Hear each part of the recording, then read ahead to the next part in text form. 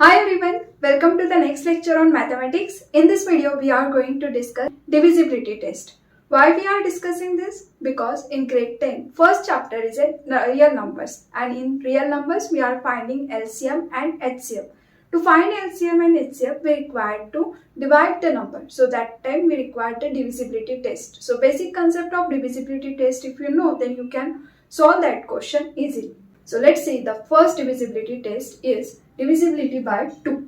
तो 2 के इसमें क्या होता है, आपको जस्ट लास्ट नंबर चेक करना है. नंबर कितना भी बड़ा क्यों ना रहे, उसका जस्ट लास्ट नंबर चेक करो. If that last number is divisible by 2, then our number is divisible by 2.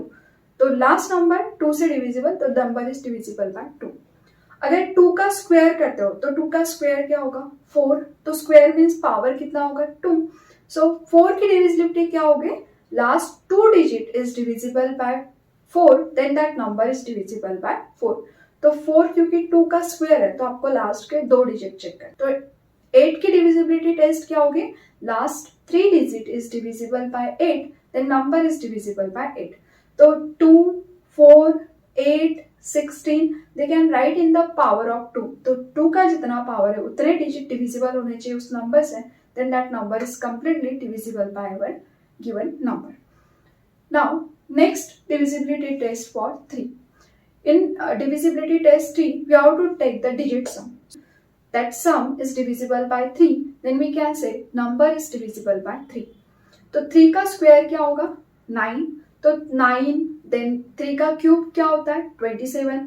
3 का फोर्थ पावर अगर लेते हो तो इट इज 81. तो 3 के जो पावर्स है उनकी डिविजिबिलिटी भी क्या होगी, same as a divisibility of 3. तो 3 की डिविजिबिलिटी में sum of digit is divisible by 3, then that number is divisible by 3. Similarly sum of digit is divisible by 9, then number is divisible by 9. If the sum of digit is divisible by 27, then that number is divisible by 27. In this way, you have to check the divisibility test for 3. Or if our number is divisible by 3 as well as 2, 3 और 2 दोनों से अगर कोई number divisible होता है तो 3 और 2 का प्रोडक्ट क्या होगा, 6. तो वो नंबर 6 से भी डिविजिबल होगा. तो अगर आपका नंबर कोई दो नंबर से डिविजिबल है तो उन दोनों के प्रोडक्ट से भी वो क्या होगा, divisible. For example, let's suppose we take 18. So 18, last digit is 8. So it is divisible by 2. 8 is divisible by 2. So complete number 18 is also divisible by 2. Now take the digit sum. 8 plus 1 is 9.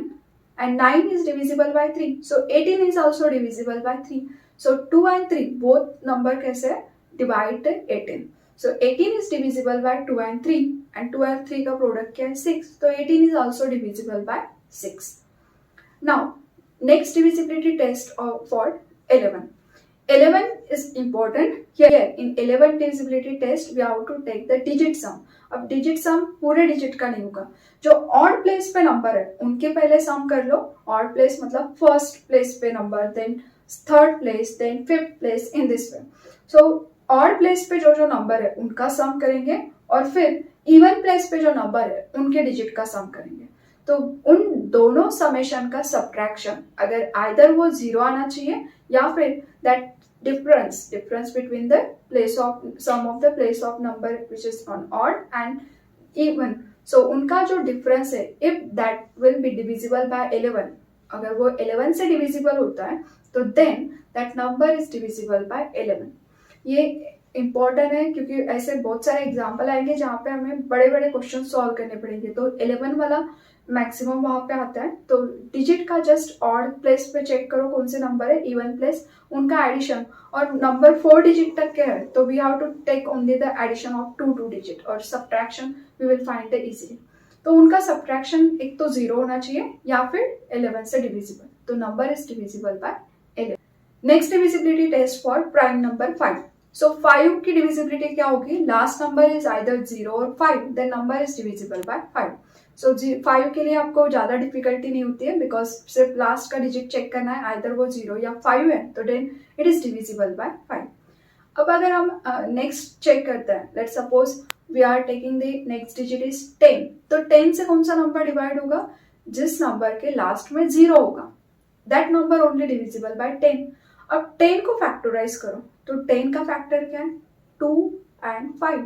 10 को अगर आप product के form में express करते हो तो 10 you can write in the prime factorization of 2 into 5।